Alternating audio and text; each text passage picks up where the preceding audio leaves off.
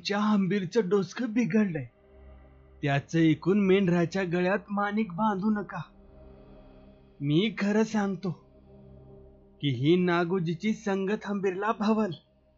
हे ऐकून कृष्णाजीचं मन उदांत झालं. त्यानं नदीकडे पाहिलं. रात्र बरीच झाली होती. नदीत पाणी खळखळत होतं. कसलं तरी पाखरू विचित्र आवाज काढून त्या भयान वातावरणाला हादरा देत होतं. थोड्या वेळानं अंधारात पावलं वाजली. कृष्णाजी चमकला. कोण हाय? मी श्रावणा भुई. कोण? श्रावणा? काय रे? मला वाईची स्तू द्या. एवढ्या रात्री? माशाला गळ लावायला. रात्र किती झाली असल? मध्यान उलटून गेली अपार. बरं, बसतोस का? कशाला? जातो की शिकारीला. बरं तर. विस्तू घेऊन श्रावणा गेला आणि कृष्णाजी अंगावर घोंगडे घेऊन पडला आणि लगेच त्याला झोप लागली. कृष्णाजी सकाळीच उठून नदीवर आंघोळ करून आला होता. तो बंडवाल्याच्या उत्तराची आणि न्याहारी घेऊन येणाऱ्या मंगलाची वाट पाहत होता. आणि त्याच वेळी मंगला जेवणाची पाटी घेऊन मळ्याकडे निघाली होती. तिनं एका हातानं डोईवरची पाटी धरली होती आणि दुसऱ्या हातानं मिऱ्याचा घोळ आवारला होता. पाठीवर फराऱ्याप्रमाणे फडफडणारा पदर ती दातात धरून पावलं उचलीत होती. तिच्या पायातील शिंदेशाही तोडं तिच्या गोऱ्या पायांना चिमटे घेत होते. तोंडावर उन्हाची झळ खेळत होती, पण ती आपला वेग सारखा वाढवीत होती. तिच्या हृदयात आज एक नवी ओढ निर्माण झाली. तो बंडखोर कसा असेल? आज आपण कदाचित त्याला जवळून पाहू, जो इंग्रजांना डोईजड झाला आहे, जो वारणेच्या खोऱ्यात आगळा ठरला आहे, ज्याची कीर्ती गाजत आहे. तो आज आपल्या मळ्यात येणार आणि आपण त्याला पाहणार. मंगला मळीला कधी आली हे तिला समजले नाही. दारात येऊन ती एकाएकी चमकून गपकन थांबली. कृष्णाजी आणि हिंदूराव दोघं बोलत होते. अगदी घरातील माणसं बोलावं तसं. हिंदूराव मध्येच हसत होता. आणि मग ती हळूच घरात गेली. जेवणाची पाटी खाली ठेवून तिनं चोरट्या नजरेनं हिंदूरावाकडे पाहिलं. तिला वाटलं आता बाहेर जा असं कृष्णाजी म्हणेल. तोच कृष्णाजी वळून म्हणाला, उभी का? बैस ना. ते ऐकून ती अधिकच गोंधळली, लाजली आणि म्हणाली, मी वांगी तोडते असं म्हणून ती भरकन बाहेर गेली. हा असा कसा बंडवाला? हा तर खुशाल बसून हसत बोलत आहे. मग काही लोक याला भीतात तरी का बरं? हा दिसण्यातही सुंदर दिसतो असा विचार करीत मंगलानं वांगी तोडली आणि पुन्हा दारात येऊन ऐकू लागली. ते दोघे बोलत होते. कृष्णाजी म्हणाला, मला वाटतं हे बंड आमच्या गावावरच आला आहे. बायका पोरं घाबरली होती. आता तुम्ही आला, खुलासा झाला. बरं झालं. आम्हीही माणसंच आहोत. हिंदूराव म्हणाला, लोकांना सांगा आम्हाला भिवू नका. आपला संसार सुखानं करा. जर कोणी बंडवाला कोणाच्या कसपटाला हात लावी तर त्याचा हात कलम केला जाईल. मग आनंदच झाला. कृष्णाजी म्हणाला, मला वाटलं जबर लूट होणार. मुळीच नाही. हिंदूराव म्हणाला, आमचं बंड लोकांना लुटण्याकरता नसून ते लोकांच्या कल्याणासाठी आहे. आज आम्ही तुमच्या शिवारात आहोत याचं कारण निराळं आहे. ते कधीतरी तुम्हाला समजून येईल. हिंदूराव फरडा बोलणारा असावा असं मंगलाचं मत झालं होतं. ती आश्चर्यचकित होऊन त्याच्याकडे पाहत होती. त्याचा तो उमदा स्वभाव, हसरा चेहरा आणि थोर विचार यानं ती क्षणात दिपली होती आणि स्वतःला विसरत होती. कृष्णाजी म्हणाला, मग आता मी गावाला हे सर्व सांगतो तर? हो, खुशाल सांगा. आणि मी स्वतः इथे येऊन भेटत जाईल. त्यावेळी तुम्ही मला सांगत चला. आणि जर आम्हाकडून एखादी आगळीक झाली तर तीही सांगावी, म्हणजे मी त्याचा बंदोबस्त करीन. लोकांना सांगा, आपापली कामं निश्चित सुरू करा. कृष्णाजी म्हणाला, मग काय, प्रश्नच संपला. नंतर हिंदूराव उठला व जाण्याच्या तयारीत उभा राहिला. बरं, जातो आता आणि उद्या सकाळी येईन. का? थांबा ना, आता जेवण आलं आहे, थोडं जेवूनच मग जा. असं म्हणून कृष्णाजीनं मंगलाला हाक मारली. ती दारातच उभी होती. ती घरात आली व तिने जेवण वाढले. कृष्णाजी हिंदूराव जेवत होते तेव्हा मंगला समोरच बसली होती आणि हिंदूराव आता तिच्या पुढे जेवत होता. तो मधून मधून तिच्याकडे पाहत होता आणि मंगलाही एकदा कृष्णाजीकडे व एकदा हिंदूरावाकडे अशी आळीपाळीने पाहत होती. आणि जेव्हा जेव्हा तिने हिंदूरावाकडे पाहिले तेव्हा तेव्हा तो तिच्याकडे पाहत असल्याचे तिला दिसले.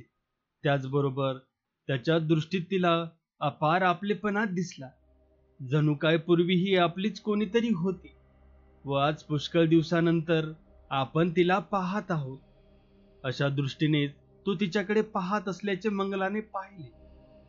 तिला वाटलं कदाचित आपल्यासारखे कोणीतरी याच्या घरी असेल आणि मला पाहून याला त्याची आठवण झाली असेल, म्हणून हे स्वारी माझ्याकडे टक लावून पाहत आहे. अशा विचारात मंगला आहे. तोच हिंदूराव कृष्णाजीला म्हणाला, तुमचा एक वडील मुलगाही आहे ना? हा प्रश्न ऐकून कृष्णाजी बावरला. त्याला वाटले हंबीर नागोजीचा मित्र आहे हे याला कळून आले आहे वाटतं. आता काय उत्तर द्यावं?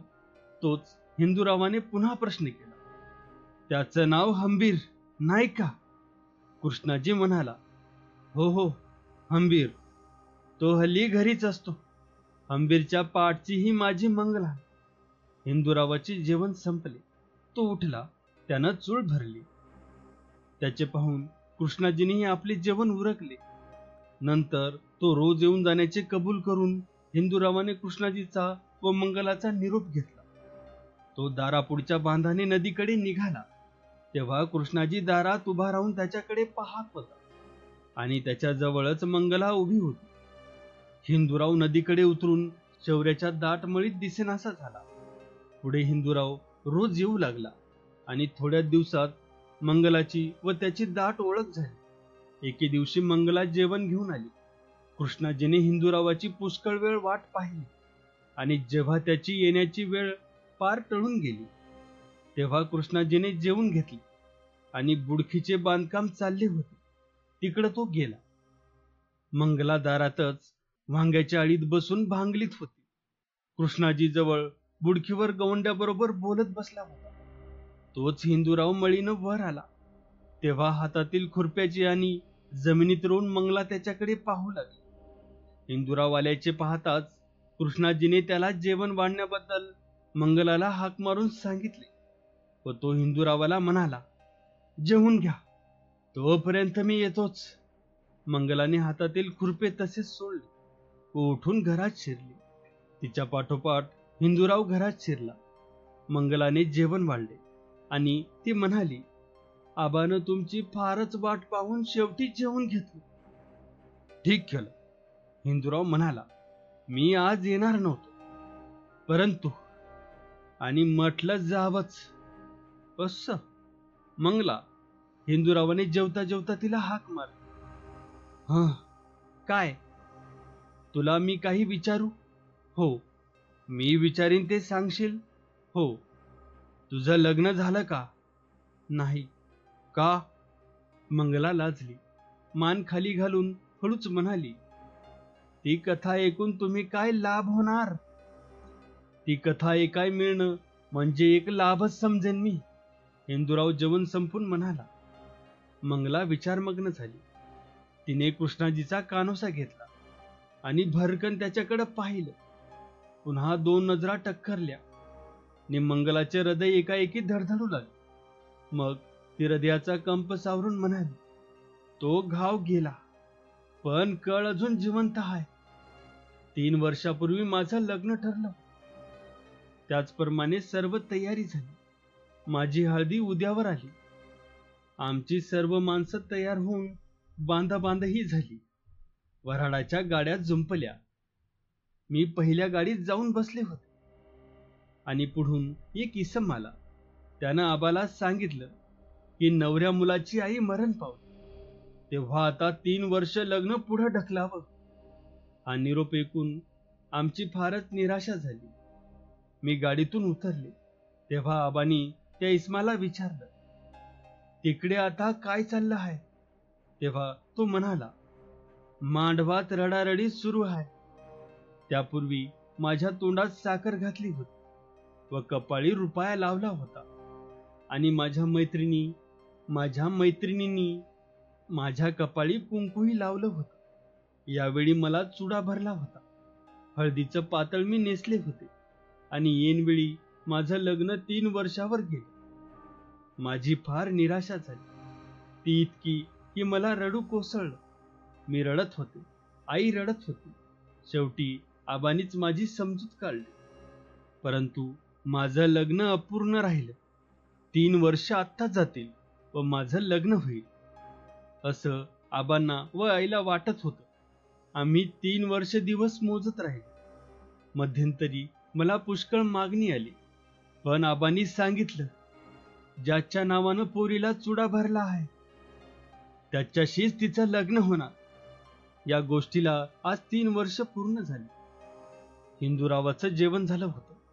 तो हात धुवून एक चित्तानं ऐकत होता. त्याने आपली दृष्टी मंगलावर सारखी लावली होती. तो म्हणाला, मग आबांनी पुढं काय केलं? परवा पंचमीच्या दिवशी आबा जाऊन आले. परंतु आता आमची सर्वांची संपूर्ण निराशा झाली आणि माझं लग्न पूर्ण न होता तसंच राहणार. त्याची सुरुवात तो शेवट ठरला व ज्याच्या नावानं पोरीला चुडा भरला आहे त्याच्याशीच तिचं लग्न होणार. ही आबाची आशा ही खोटी ठरली आहे. हिंदूराव म्हणाला, मग आता आबाचं व घरच्या मंडळीचं काय मत आहे? आता घरात एकमत नाही. मंगला म्हणाली, आई, आबा एका बाजूला आहे तर हंबीरनं दुसरी फळी उभारली आहे. तो म्हणतो की नागोजीशीच माझं लग्न व्हावं. माझी मधीच ओढाताण सुरू आहे. नागोजीचं नाव ऐकताच हिंदूराव दचकला. म्हणाला,